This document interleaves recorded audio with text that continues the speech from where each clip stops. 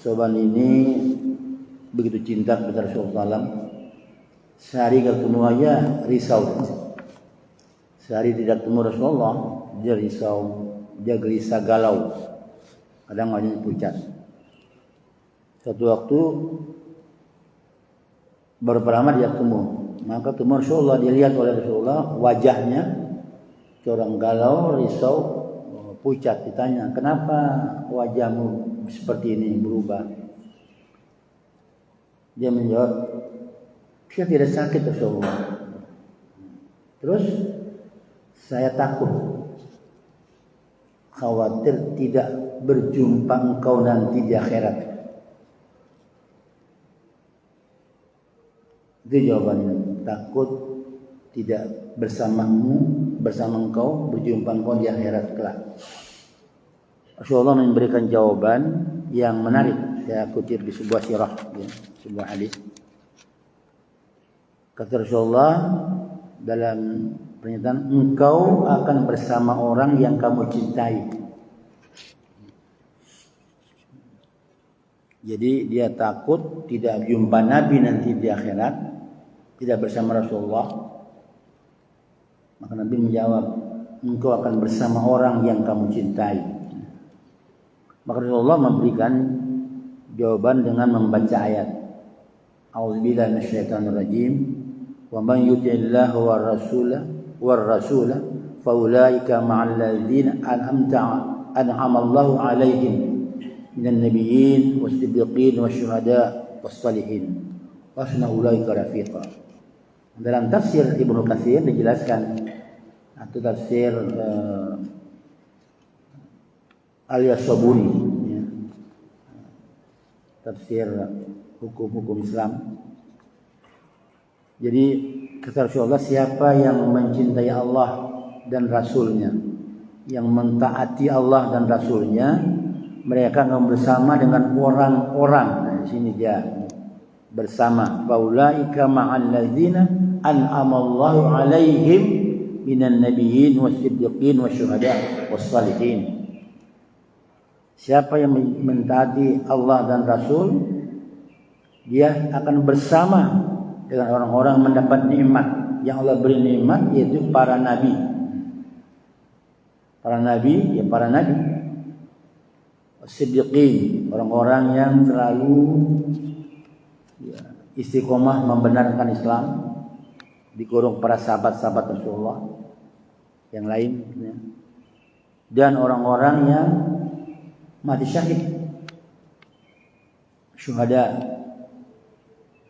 yang berjuang di jalan Allah, mata mengharam ridha Allah, kemudian mati jadi syahid, akan bersama orang-orang itu nanti di surga.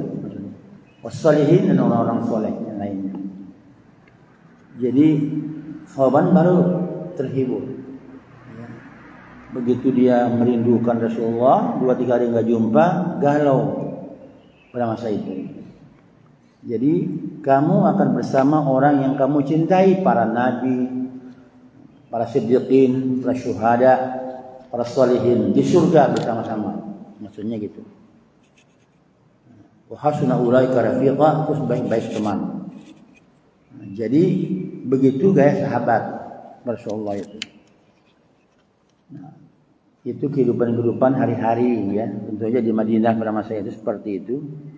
Maka kita bicara tentang ayat ini juga bagian dari tafsir Al-Fatihah. Siratal ladzina an'amta 'alaihim. Ulama melarikan ke sini. Kita kan minta kepada Allah, ihdinas siratal mustaqim, siratal ladzina an'amta 'alaihim ghairil maghdubi 'alaihim waladdallin. Itu permintaan kita kan. Maka ulama menarik ke sini. Jalan yang telah Engkau beri nikmat atas mereka, anugerahkan semua, an'amta 'alaihim. Siapa itu manhum? Ini orangnya minan nabiyyin was-siddiqin wasyuhada was-shalihin. Itu yang kita minta dalam sholat, agar bersama orang-orang yang para nabi, para siddiqin, para syuhada, para shalihin. Itu doa kita. Nah, karena itulah kenapa yang kita baca itu dipahami. Saya tambah, tidak dipahami. Di Fatihah itu sudah lengkap kan. Ada permohonan memuji Allah, kemudian minta petunjuk kepada Allah, mengabdi kepada Allah, minta pertolongan kepada Allah, minta hidup bersama orang-orang yang 4 macam tadi, dan menolak hidup yang maghdub dan dol. Lalu kita aminkan. Nah, itu yang Fatihah saja seperti itu. Nah, karena ayat ini berkaitan dengan surat Fatihah dan tafsir dijelaskan begitu. Nah, karena itu kita berupaya agar merasa nikmatnya apa yang kita ungkapkan dalam doa, dalam ibadah, dia dirasakan, dinikmati, direnungkan, dihayati agar terasa nyambungnya, getarnya di hati kita atau jiwa kita. Nah, seperti itu. Di samping itu juga, ya, di samping mencintai Rasulullah, juga kita mencintai juga Ahlul Bait, keluarga Rasulullah SAW, ya, menghormati, mencintai keluarga Rasulullah SAW, ya, dan para sahabat-sahabatnya, disebut dalam kitab sirahnya seperti itu. Nah, karena itulah kita memahami juga hayatus sahabah, baca juga kitab tentang keluarga Rasulullah SAW. Kan tidak mungkinlah kita mencintai sesuatu yang kita pahami, kan? Menghormati sesuatu yang kita pahami, kita muliakan sesuatu yang kita pahami. Karena itu kita diinstruksikan belajar sirah Nabi. Mungkin sudah ada kan, bagus. Hayatus sahabah, kehidupan para sahabat-sahabat. Hayatus sahabiyah, ya. Sahabat yang wanita, yang istri Rasulullah kita baca juga. Karena itu harus menumbuhkan cinta dan hormat kita kepada mereka.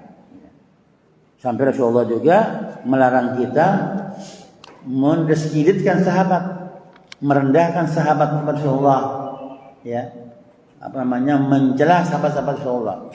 Bukan hanya sahabat 4, bukan sahabat 4 sahabat yang dikenal sebagai khalifah, ya kan? Kalau Abu Bakar, Umar, Utsman, Ali. Dia masih banyak sahabat yang lain. Maka ada sebuah kitab Ar-Rijal Haular Rasul, laki-laki di sekitar Rasulullah, diterjemahkan karakteristik 60 sahabat. Itu bisa dibaca bagus di pondok-pondok kayak gitu. Ar-Rijal Haular Rasul, laki-laki di sekitar Rasulullah, terjemahnya karakteristik sahabat-sahabat, 60 sahabat. Nah, itu bagus. Di buku itu di kitab itu enggak dimasukkan 4 sahabat yang Abu Bakar, Umar, Utsman, Ali, tapi itu 60 sahabat seakan-akan mereka ada depan kita. Digambarkan begitu indah oleh penulisnya, ya, serupa penulis itu, An-Nadwi, Dr. An-Nadwi. Nah, itu bagus dibaca. Itu untuk menimbulkan cinta kepada Rasulullah dan sahabat-sahabatnya. Karena itu bagian dari adab pada Rasulullah, para sahabat.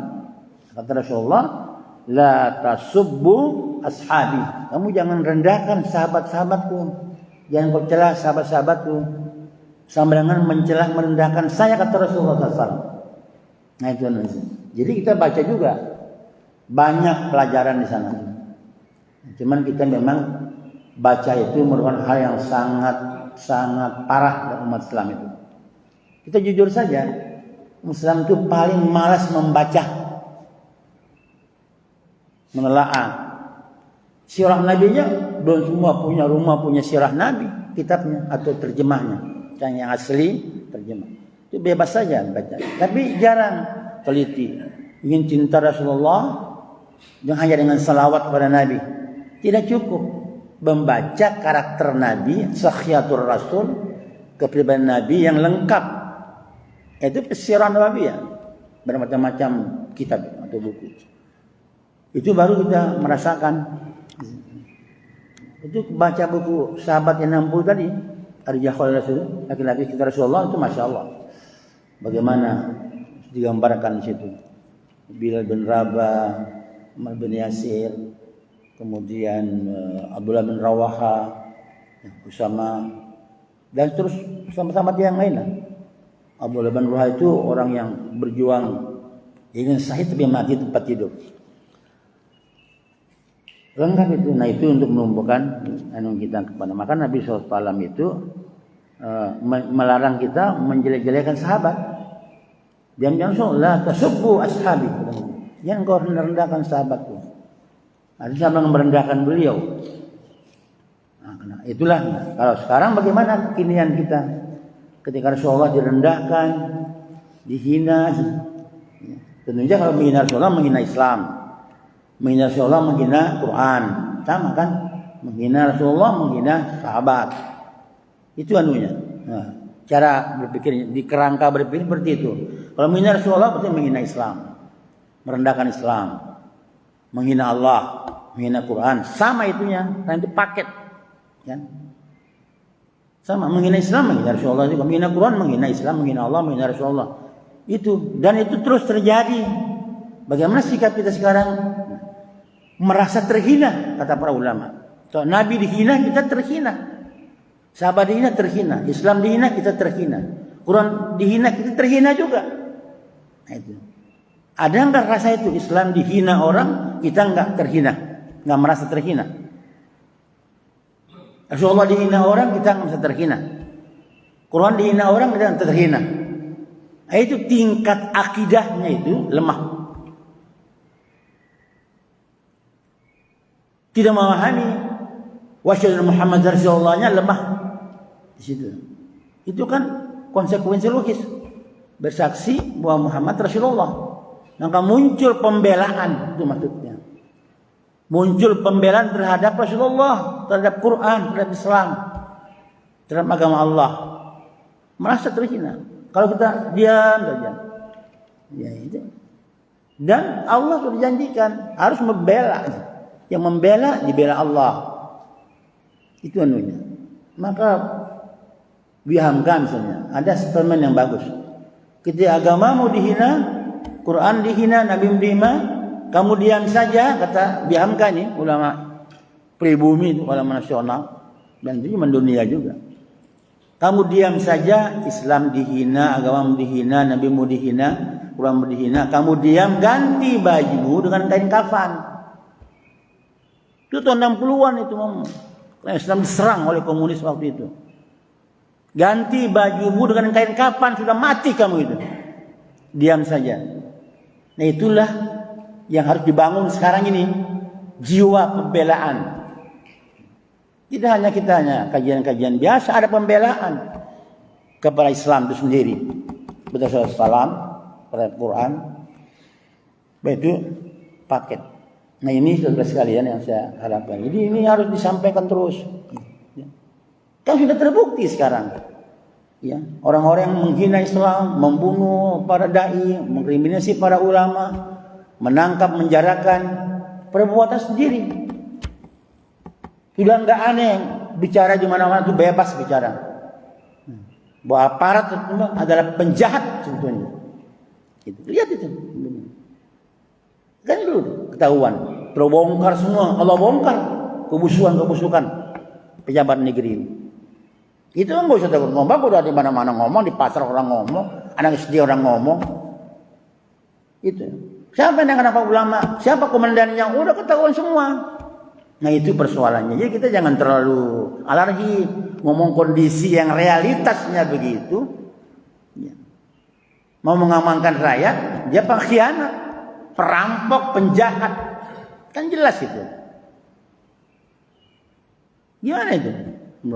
Itu udah viral itu, nggak perlu di pasar orang ngomong, tukang gado-gado ngomong. Saya naik Grab ngomong dia supirnya, kurang ajar tuh Pak. Nah itu selama ini kita cuma diam, ternyata dia penjahat. Gitu. Nah itu persoalannya. Nah, jadi karena itulah kita kalau bicara cinta Rasulullah, bela Rasulullah, bela Islam. Gitu. Bela ada caranya, dengan tenaga, dengan lisan, dengan doa. Kan 3 Nabi berikan. Iya kan? Biadihi dengan kekuatan. Itu kan kemungkaran, kejahatan. Tidak sanggup, lisan, bicara. Masih takut juga, hati. Serendah-rendah iman. Adhaful iman. Nah itu yang namanya. Ini yang harus kita kaji-kaji. Jadi ada motivasi-motivasi. Maka ceramah-ceramah itu, khutbah Jumat, taklim, kajian apa ada nilai motivasinya itu loh. Semua Rasulullah begitu. Khutbah Nabi itu pun hanya tentang halal haram, memotivasi umat agar mau membela Islam. Bab musuh nggak pernah berhenti. Musuh tuh nggak tidur kayak kita, mikirin Islam dihancurkan, dihabiskan. Nggak tidur, mikirin. Nah kita tidur mulu, nggak pernah mikir bagaimana Islam kita antisipasi, kita backup, kita pelihara, kita jaga, kita wariskan ke generasi. Kan jarang terpikir itu. Ini kita enggak. Pokoknya kita mau sholat sendiri, alim sendiri. Persiapan generasi kita kurang ke depan. Coba masjid itu DMI bilang hampir 1 juta masjid, 800.000, 900. Itu 6 tahun yang lewat itu jumlah masjid yang besar-besar saja, nggak termasuk masjid kita ngitungnya. Yang DMI itu hampir 1 juta masjid. Nah kalau 1 juta melahirkan 1 orang saja pejuang, mas 1 juta pejuang di negeri ini bisa tidak? 1 masjid melahirkan pejuang Islam 1 saja, maka 1 juta orang berjuang, mujahid 1. Enggak, kita kan ngaji biasa aja kan. Coba pilih orang cetak 1 orang.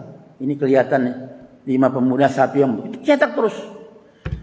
Tapi susah itu, yang mencetaknya siapa, pemudanya siapa, anak siapa, susah. Kan susah sekarang Pak. Enggak semua gitu punya generasi muda, enggak semua. Mungkin kompleksnya susah. Kita kumpulkan berbulan-bulan dapat 3, tambah lagi 3. Kenapa? Karena memang orang tua nggak ngerti juga mendukung. Saya terus terang aja nih, saya ulang-ulang.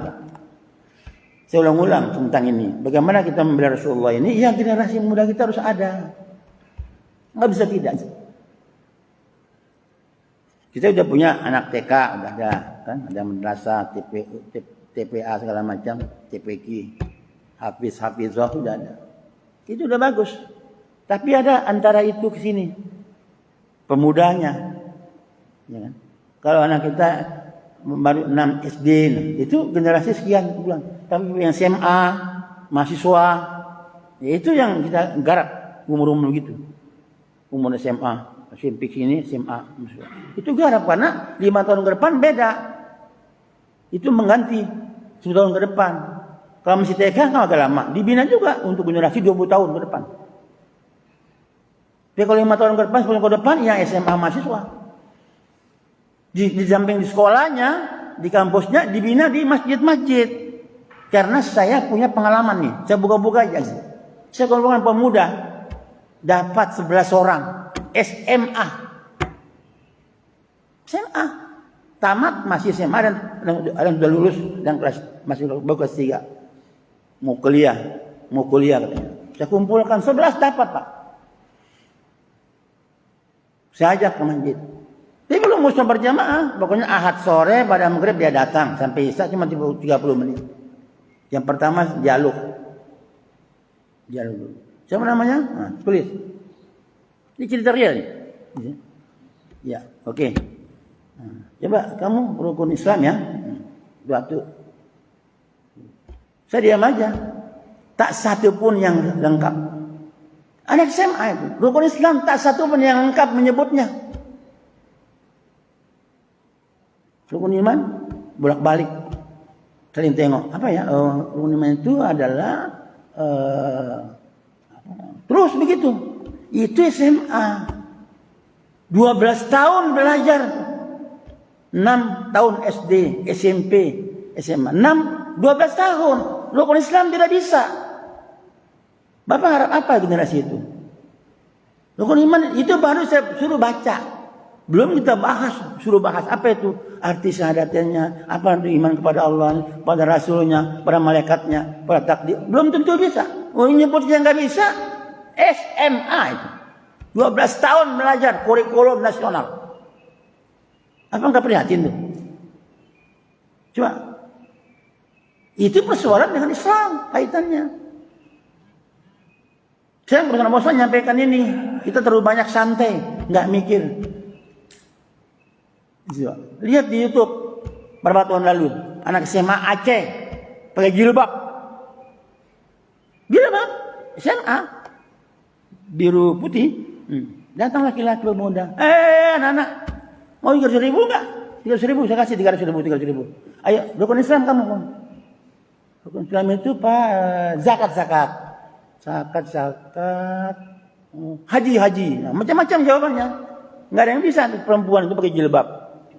Nah, laki-laki sini kamu 300.000. Pas dia bisa kasih 300.000. Artinya cewek yang berapa orang ini enggak bisa pakai jilbab, tutup aurat. SMA nggak bisa rukun Islam. Apa nggak nangis itu orang tua itu? Coba bayangkan itu dulu. Udah lelah kita ini kurikulum, udah lelah.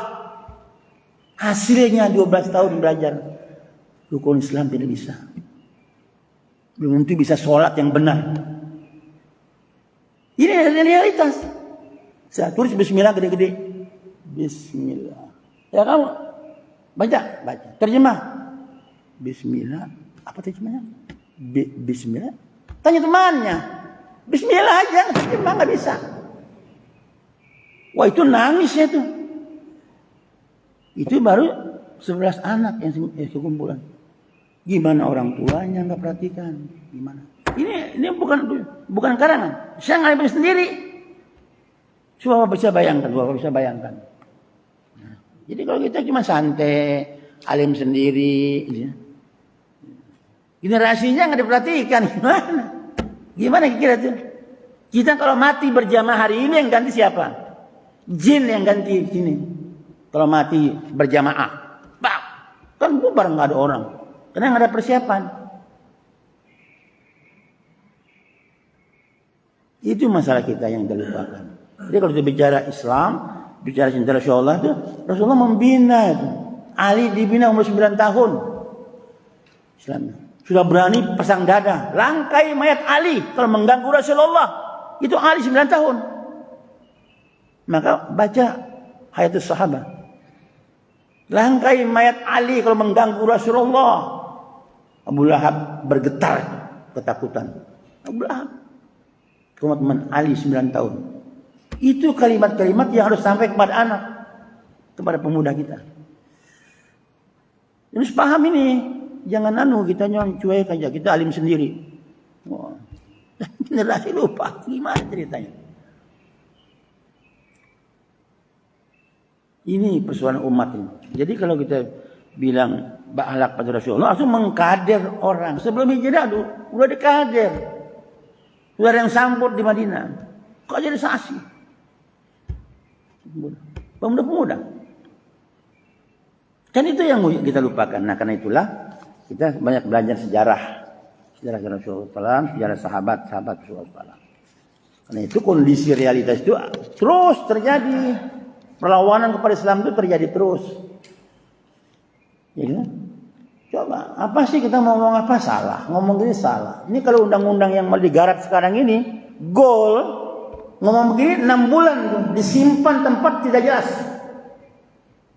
Undang-undangnya. Lu paham yang begini-begini, lagi digarap, masih pro kontra pasal-pasalnya. Salah ngomong sedikit, nyentil sedikit aja kepada penguasa yang zalim ini. 6 bulan dia diambil, tak tahu tempatnya. Lagi diprotes 10 pasal. Nah ini kita kan nggak bisa dong. Oh diam saja, udahlah itu urusan mereka. Mereka siapa? Mereka tuh Islamofobia semua, yang anti Islam. Ini biarkan disebut. Rakyat boleh ngomong dong. Warga negara boleh tentang negaranya sendiri. Masa dia bisa ngomong, kita nggak ngomong. Nah inilah ceramah begini orang nggak suka. Saya ditegur, ngomong ceramah kajian apa ngomong apa? Ya ini ngaji. Ada ayatnya tentang negara. Maka saya tambah ini. Sekarang udah banyak nggak sih? Tidak boleh beraktivitas dengan identitas. Nggak boleh. Identitas dibawa-bawa. Karena dipidatokan langsung itu. Tengah 16 Agustus. Pidato kenegaraan.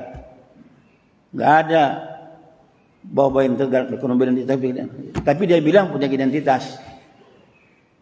Coba. Negara, Islam. Itu sekularisasi. Dan itu sering diungkap oleh pejabat di sini, negeri kita. Coba saya gambarin dulu. Kalau menurut Bapak, Islam bicara negara tidak? Islam bicara negara tidak? Kalau tidak, bilang tidak. Bicara negara enggak Islam? Pak Masrun. Islam bicara negara enggak? Bicara. Nah, ya siapa yang ada bicara? Islam bicara negara tidak? Kalau Bapak bilang tidak, tidak. Tidak. Kalau Bapak bilang tidak, Bapak nggak baca Quran. Nggak baca hadis tentang negara, kepemimpinan, hukum negara, pengadilan. Itu jelas ayatnya. Jelas. Hadisnya jelas. Praktek Rasulullah jelas. Praktek sahabat jelas. Praktek khalifah jelas. Nggak bisa ditinggal. Nggak bisa dihilangkan. Oh Islam, negara-negara. Itu sekuler. Itu berbahaya itu. Nah karena itu ini contoh satu. An-Nisa 59, 58, 59 itu jelas tuh. Di atasnya dasar-dasar pemerintahan Islam. Subtemanya, kalau Pak terjemah, itu Departemen Agama tahun 71 menerjemahkan Quran pertama kali. 10 penterjemah. Tim. Kalau sebelumnya sudah ada pribadi-pribadi. Sebelum terjemah itu diberi subtema. Dasar-dasar pemerintahan. Dari ayat An-Nisa 58. Inna Allah ya'muru bil amanati ila ahliha. Wa ikantum bainat antahu bil adli dan seterusnya. Sungguhnya Allah merintahkan kepadamu untuk menyampaikan amanah kepada ahlinya yang berhak. Arti amanah itu jabatan maksudnya, kepercayaan. Itu amanah. Sambung wa iza hakamtum bainan nas an tahkumu bil adli. Kalau kamu hukum antara manusia, hukum dengan adil. Siapa itu? Ya negara. Nggak mungkin pribadi. Tidak ormas, tidak lembaga. Daulah Islamiyah. Daulah. Itu. Wa idza hakamtum bainan nas an tahkumu bil adli. Kalau kamu tegakkan hukum di antara manusia, hukum dengan adil. Di negara ada pengadilannya, ada jaksanya, ada hakimnya, ada bukti-buktinya. Kan itu modelnya. Gimana Islam nggak bicara negara? Sambung 59, jelas lagi di situ. Allazina amanu atiullah wa rasul ulil amri minkum.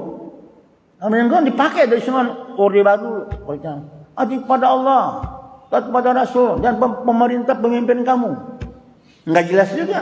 Siapa tuh amri minkum? Ulil amri minkum. Dipakai juga alat. Tafsirnya banyak lagi. Lalu muncul yang berikutnya, fa in tanazzatum fi syai'in wallahu war rasul. Kalau muncul perselisihan, kekacauan dalam pemerintahan itu, kembalikan kepada Allah dan Rasul, bukan kepada pemimpinnya, kepada Allah dan Rasul kembalinya, baru selesai masalah. Buka ukurannya, buka hadisnya. Itu ayat pemerintahan itu.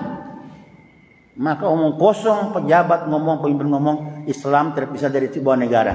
Kalau agama lain saya nggak tahu agama lain. Islam bicara negara kan, bicara hukum, bicara keadilan. Nah itu dulu yang sampaikan. Jadi kita jangan terlalu ini. Kadang-kadang, mohon maaf saja nih, banyak teman-teman yang tidak mau bicara-bicara tentang kenegaraan. Kita ngaji aja. Yang ngaji apa? Ngaji negara lah, ada ayatnya. Coba kita bahas. Satu hari itu jam 8 sampai jam 4, 2 ayat itu, An-Nisa 58, 59, kita bahas tuntas. Namanya seminar sehari tentang pemerintahan Islam. 8 jam itu dibahas. Detail-detailnya. Tapi kita jarang mau gitu. Udahlah. Negara urusan orang negara. Kita ngaji aja. Kalimat itu yang saya tidak suka. Bapak boleh beda dengan saya. Kita ngaji aja. Urusan negara ada yang ngatur. Itu kalimat menyesatkan. Menyesatkan anak-anak kita. Kalimatnya. Kan? Coba boleh. Sandiwara. Drama polisi bunuh polisi kan sandiwara banget. Drama yang paling jelek di dalam Indonesia. Lalu kita hormat selama ini gini-gini. Ternyata dialah orang-orang menangkap ulama. Kan kacau itu. Berapa ton narkoba di rumahnya? Kan ketahuan semua dibongkar. Kita jangan Muslim itu mahal, Pak. Kita punya nilai tinggi, mukmin itu. Jangan orang-orang yang udah bukan Islam lagi, perbuatannya kurang ajar. Ngapain kita begini-begini? Harga diri Muslim itu tinggi, mahal. Terima pejabat yang korup, pejabat pengkhianat itu rendah. Rendah itu. Maka ulama yang benar nggak masuk istana dia. Kalau masuk pintu penguasa sama dengan lebih mulia lalat di comberan. Enggak mikir orang Islam itu. Tetap aja masih dungu aja. Udah Ustaz. Kita usah pusing Ustaz. Kita doa aja. Memang ada ajaran begitu dalam Islam. Kita zikir aja Ustaz, insyaallah. Gitu. Pusing-pusing dengan negara. Enggak bisa begitu. Bukan kelas saya ngomong, tapi sebagai warga negara saya punya hak untuk bicara di depan siapapun. Nah, itu persoalan kita. Itu persoalan yang kita hadapi hari ini. Nah, karena itulah terlalu banyak masalah yang dihadapi. Kalau enggak pada Islam, ya rusak. Sahabat itu dalam pergaulan dengan Rasulullah tidak menuli Nabi dalam semua masalah dan dilarang oleh Allah. Ya, cara sahabat mencintai Nabi itu ada cara lain lagi. Tidak mendahului Nabi dalam semua keputusan-keputusan dan perkara-perkara apa saja. Tidak mendahului.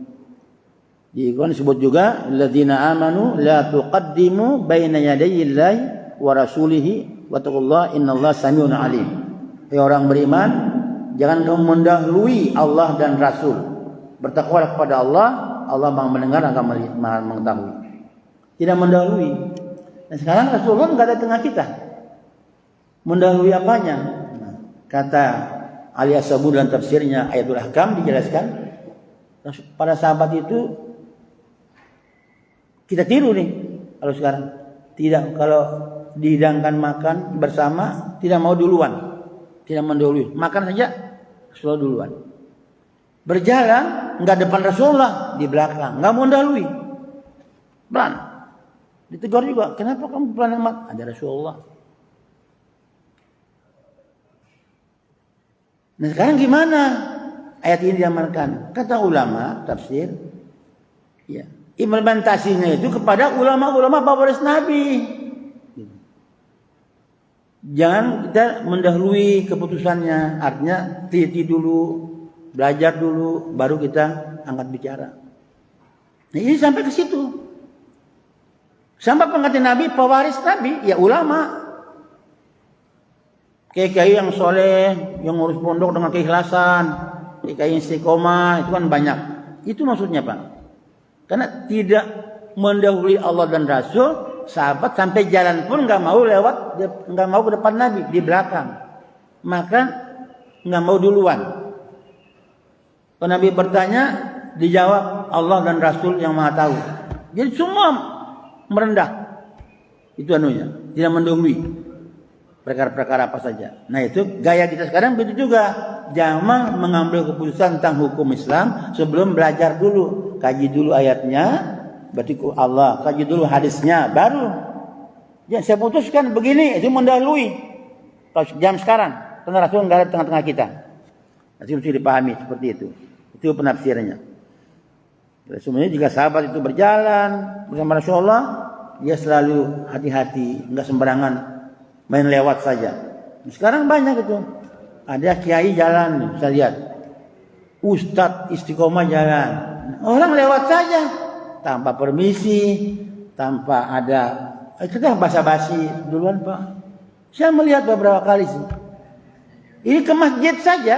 Ke masjid. Ustadznya lewat. Dia lewat aja. Ini kalau menuju sini nggak boleh. Adab. Ya. Karena pewaris Nabi para dai, para ulama-ulama pewaris Nabi itu yang istiqomah ya. Karena enggak semua ulama kan dibagi dua ulama itu. Ulama yang benar, ulama yang mudillin. Nah itu anunya. Nah, itu sikap-sikap yang kita tangkap dari sejarah atau sirah Nabi Muhammad SAW tentang akhlak pada Rasulullah SAW.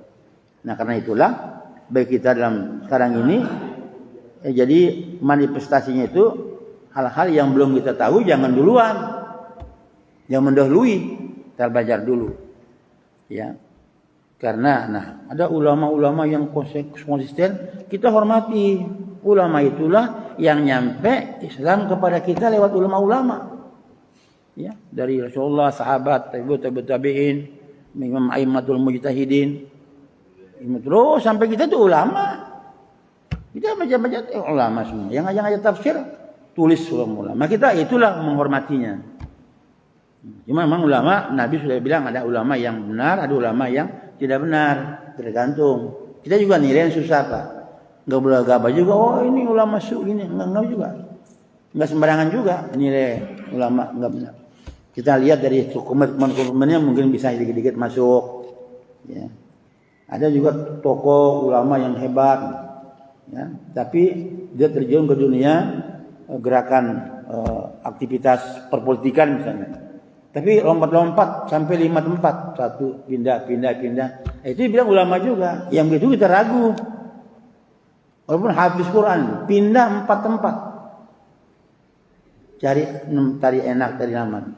Itu apa termasuk ulama-ulama yang susah nggak tahu. Susah juga nilainya. Maka Rasulullah pernah dulu. Di poin keempat hadis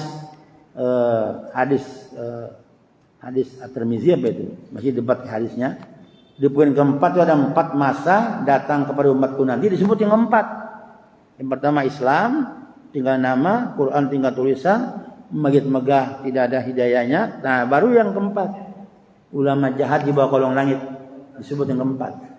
Ulama hum syamtadimis sama min ilmin tahjul fitan. Nanti ada masanya ulama jahat di bawah kolong langit membuat fitnah. Itu Allah alam itu. Ya, tapi itu 4 masa itu datang satu zaman menimpa umatku nanti, ya seperti itu disebutnya. Kalau ininya ya mungkin hadisnya masih kadang diperdebatkan juga, sahih tidak. Tapi untuk memberi motivasi bisa saja. Hadis yang tidak sahih untuk motivasi, tapi untuk hukum halal haram nggak boleh. Nggak boleh. Ya, halal haram nih, hadis dhaif nggak bisa dipakai. Ulama bilang ada untuk memotivasi. Misalnya hadis ini mengatakan sayati ala ummati zamanun, datang satu masa menimpa umatku nanti.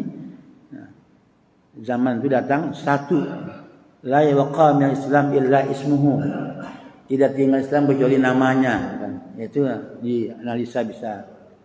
La yabqa min Al-Quran illa rasmuhu, Quran tinggal tulisan. Masyajidhum amir wa yahrum minal huda, magit megah sunyi dari hidayah. Artinya hidayah itu orang yang ada tapi enggak berubah. Baru keempat ulama mereka syarrun ketemuan, jahat di bawah kolong langit, bikin fitnah. Nah, itu. Jadi itu pewaris Nabi. Jadi tetap dihormati karena dia sumber ilmu, ahlu zikri. Enggak bisa kita enggak menurut ulama. Karena yang kita dapat sekarang dari ulama-ulama. Ya itu kita lihat ulama yang istiqomah, yang benar. Seperti itu anunya. Itu bagian akhlak Rasulullah SAW. Nah, bentuk lain juga ada. Di samping tidak mendahului, bicara nggak boleh keras depan Nabi. Nggak boleh keras, nggak boleh diangkat suaranya. Berarti ada pada masa Nabi yang begitu. Maka ayat berikutnya lagi, ya.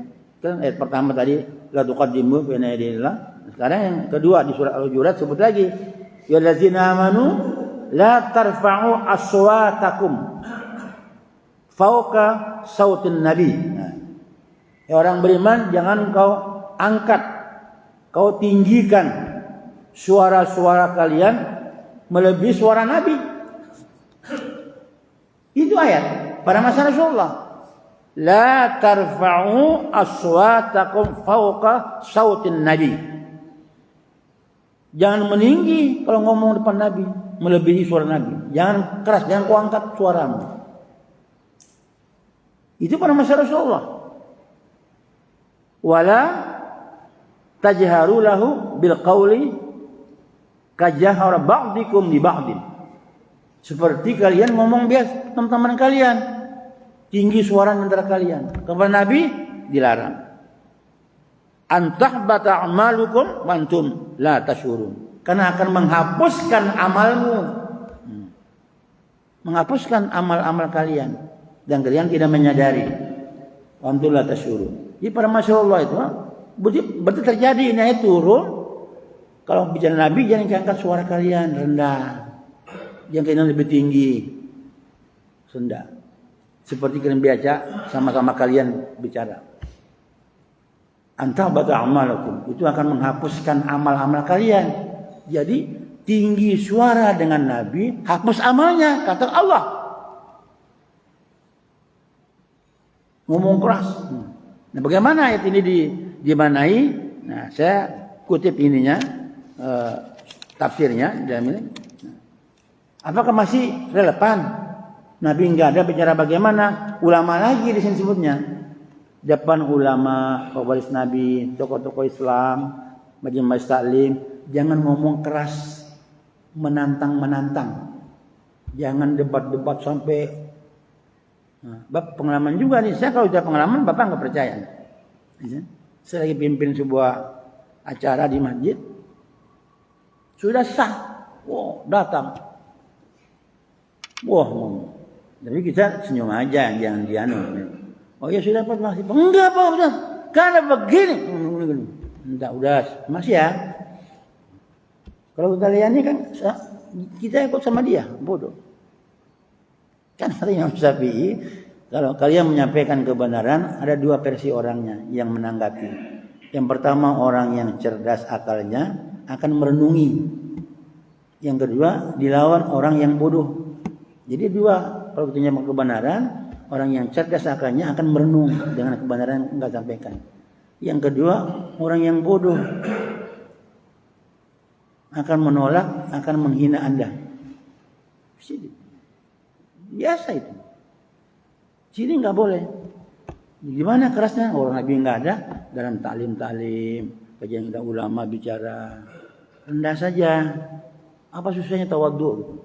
Kita sering pakai ilmu padi, semakin nunduk, bukan semakin sayang berkuasa, bukan, tapi semakin nunduk karena ilmunya membuat dia tawadhu dalam kehidupan hari-hari, bukan rendah diri, tawadhu. Angkat dosa terhapus, ngomong kencang-kencang tidak ada bobot dan argumennya. Nah, ayat berikutnya disebut lagi ketiga itu.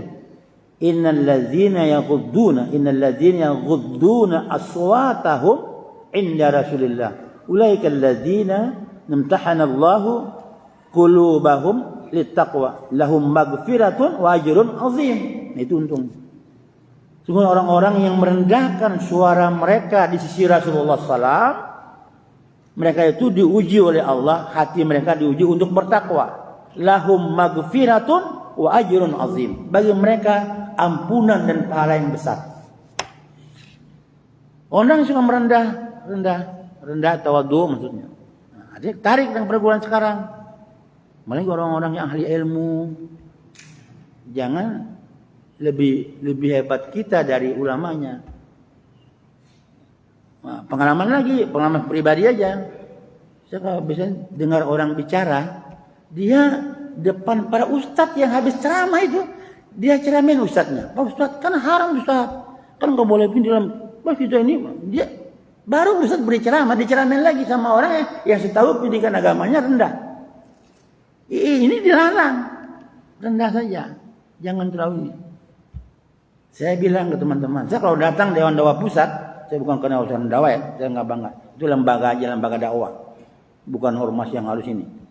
Bukan penatik lembaga. Kalau datang ke pusat, ketemu tokoh-tokoh yang alumni Timur Tengah, ada yang 10 tahun di Riyadh, ada yang 5 tahun di Madinah, itu kan orang-orang dokter-dokter semua.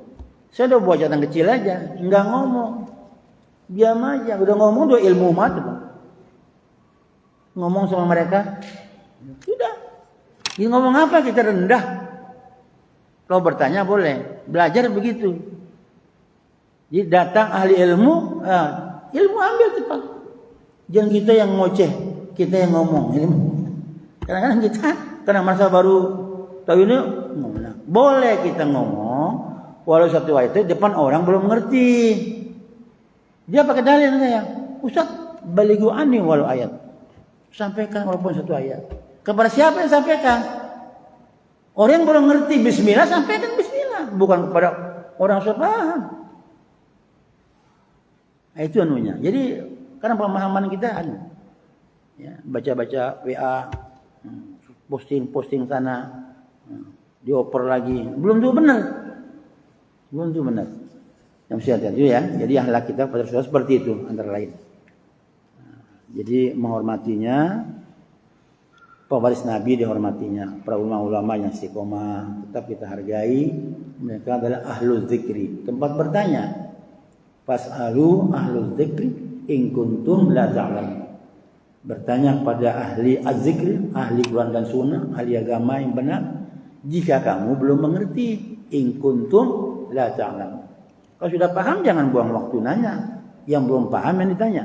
Kalau sudah paham, sudah tinggal mengamalkan. Kan itu aja cara hidupnya.